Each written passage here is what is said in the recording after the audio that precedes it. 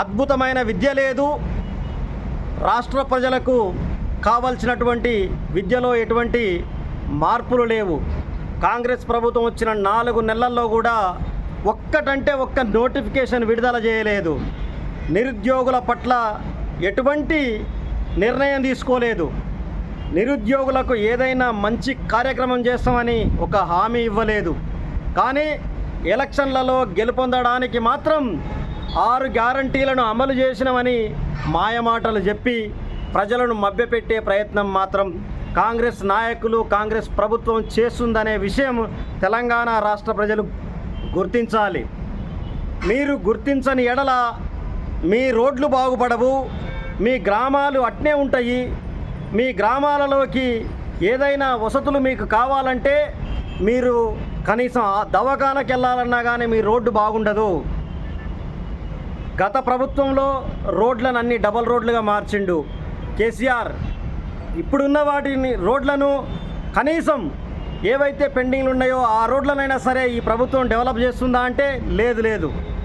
కేవలం పార్టీ యొక్క మనుగడ, పార్టీ యొక్క బలాన్ని పెంచుకొని ఎంపీ స్థానాలు ఎక్కువ గెలుపొందడానికి చేసే ప్రయత్నమే తప్ప తెలంగాణ రాష్ట్రానికి మేలు చేసే ఒక్కటంటే ఒక్క కార్యక్రమము చేయడం లేదు కాంగ్రెస్ ప్రభుత్వము.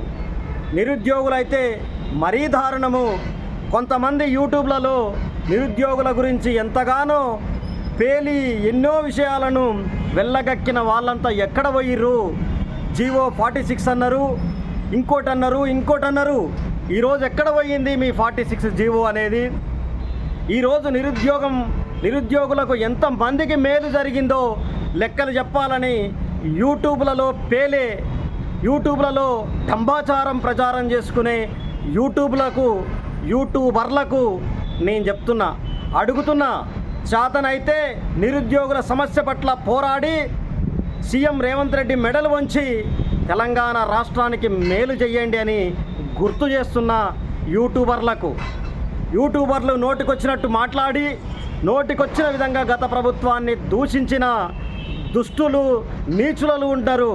మరి ఇప్పుడు మీ నోరు ఎక్కడ పోయింది? ఒకడు జర్నలిజం అంటే ప్రశ్నించడం అంటాడు, ఒకడు జర్నలిజం అంటే సమాధానం చెప్పడం అంటాడు.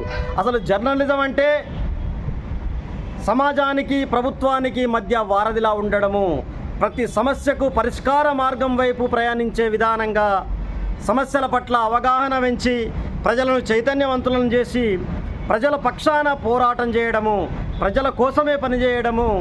అది ఆ విషయం తెలవని వీళ్ళు ప్రశ్నించడము, సమాధానం చెప్పడము అని పిచ్చి ప్రలోభాలు పెట్టి తెలియని వ్యక్తులను రెచ్చగొట్టి గత ప్రభుత్వాన్ని కూల్చడం జరిగింది. ఇప్పుడున్న ఈ యూట్యూబ్